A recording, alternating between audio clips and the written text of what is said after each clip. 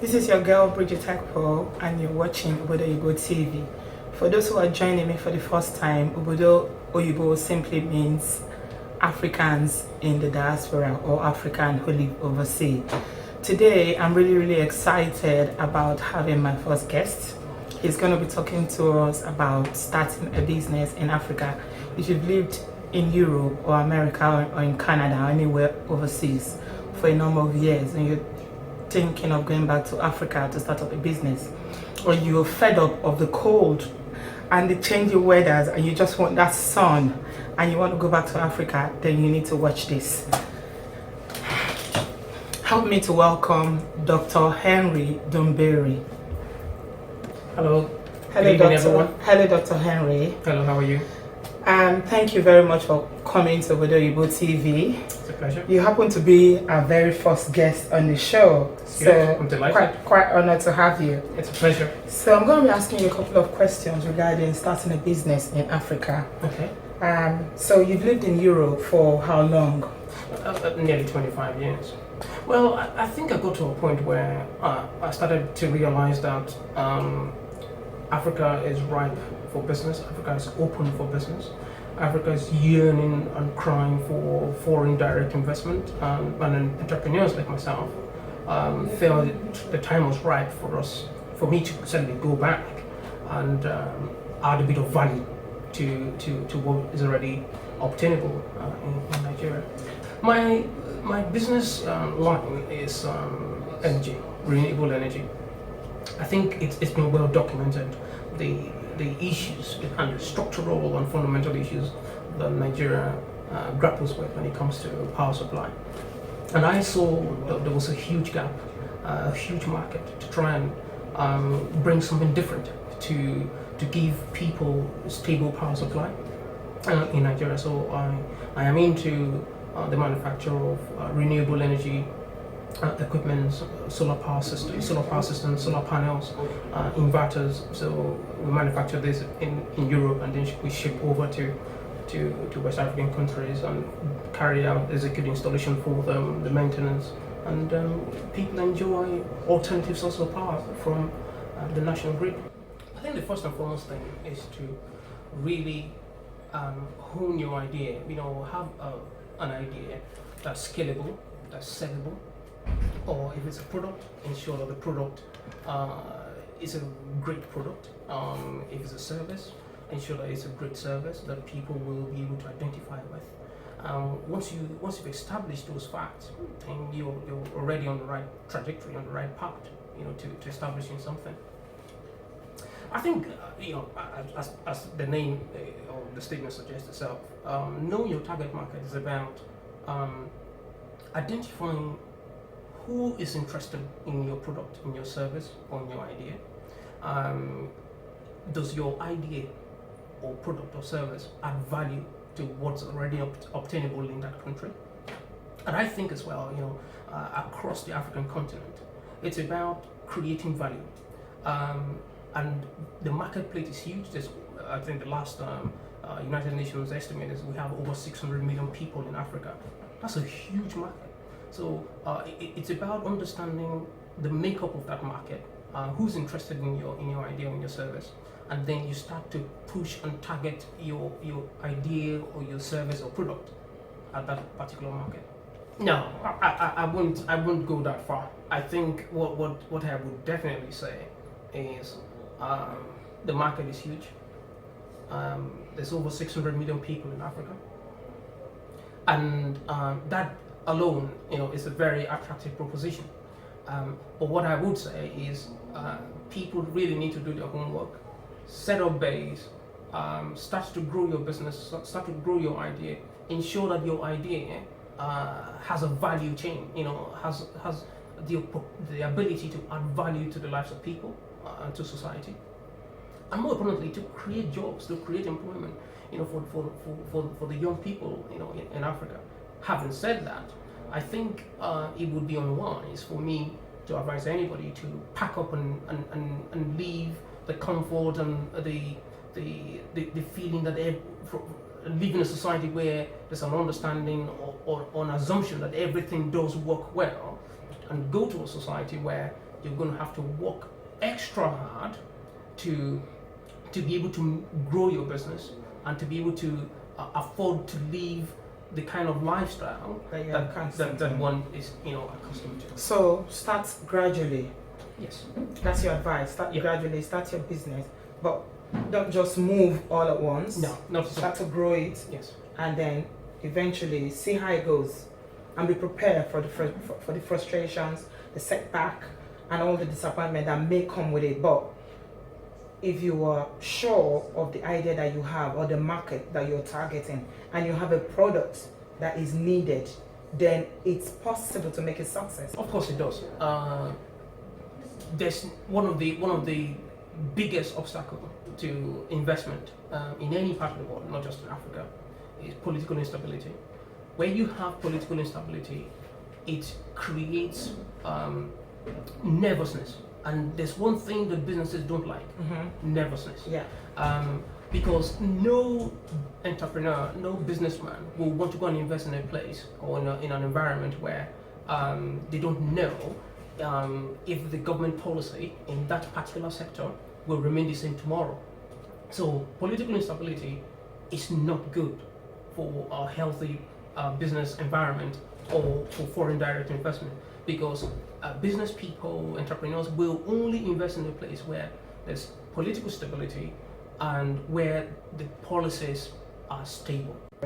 My personal experience stems from the fact that having identified which market I wanted to operate in, I started scouring the market to see who are the people that will actually help me actualize my vision for what I want to create. And I was fortunate to meet with met a lot of people, brilliant people. That's one thing that Africa is so blessed with. We're blessed with talented and very intelligent people.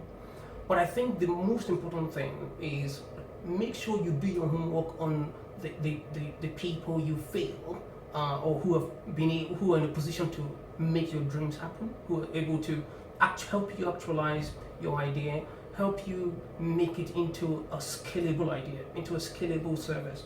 Do your homework on those people. I think we need to, for those going back to Africa to set up businesses, I think we need to slow down on the natural tendency to hand over money very quickly without really doing your homework on the individual or organization that you're looking to lean on for help. The most important thing to home in on this particular point is the fact that Africa doesn't have a network of financial institutions or organizations that will be willing to loan you capital, to execute, or startup funds to execute your business plan.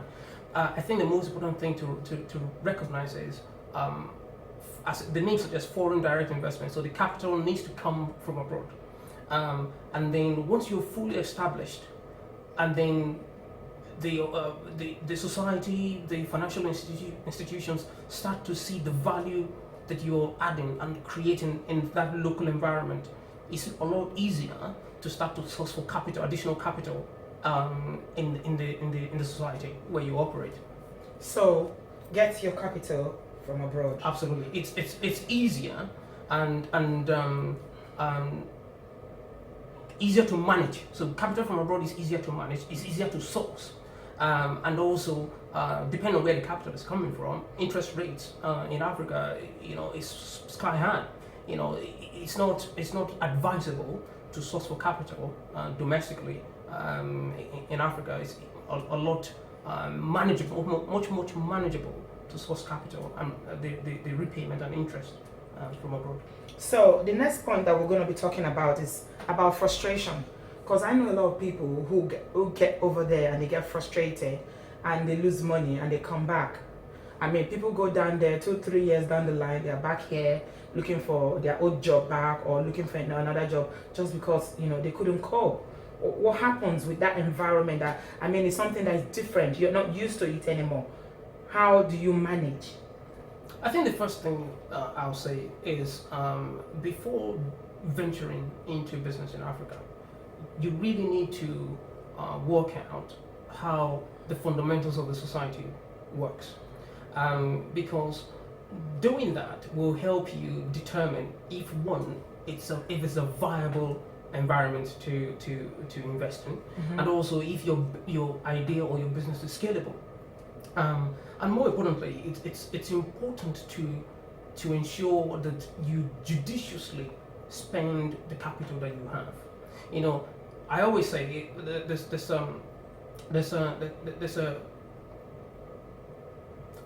a feeling that I always have at the back of my mind when I'm when I started going into business in Africa, and the first thing I thought about was know where the capital is coming from, and know what the capital is going to be doing for you. So where you are spending the money.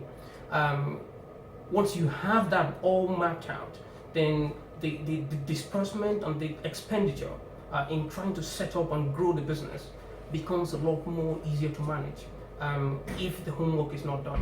So in essence, what you're saying is that you should be careful with managing the capital you've got. No Absolutely. freebies, no frivolous spending, no Absolutely. trade money around parties, spraying money and all that. Yes, it's important to work out and to understand that the dynamics of the society where you're looking to invest is different from the society where you're coming from. Things don't work structurally the way one would be used to. So it's really important to try and navigate your way around those frustrations that we talked about, around those obstacles that will be created as a result of huge red tape or bureaucracy, as is popularly known in that part of the world. I think one of the biggest issues I have personally encountered is importation. Nigeria is well known as a huge importer of almost everything, even down to basics. And because of that, there's a huge cabal or cartel involved in creating obstacles when it comes to importation. For example, in the busiest port in Nigeria, in Lagos, Tinkan Island, there are small-scale businesses dotted about everywhere that's specifically designed for dealing with different types and levels of obstacles, which is not obtainable in other advanced economies. And this is what creates a lot of difficulties and frustration and loss of verve and vision. Thank you so much, Dr. Henry, for stopping by. Thank you very My much. first guest on the show. I really appreciate your time. Thank you very much. Thank you very much. It's a pleasure. There you have it. You're thinking of starting a business in Africa. Dr. Henry here has given us very useful tips on how you need to do your research, the homework that you need to do about capital, security, the market, the culture, the environment, everything that you need to know about starting a business in Africa. Thank you very much for watching, and if you need more information about Dr. Henry and the business that he's in, all the information is going to be in the info section of this video. Sorry about the background and all what you have behind us. I'm actually catching him at the airport because he's on his way to Nigeria. So thank you. I hope you enjoyed it. Please subscribe to my channel, like my videos, and share with your friends. Thank you for watching, and this is Obodo. We're keeping it real, 100%. No drama, just real issues. Bye.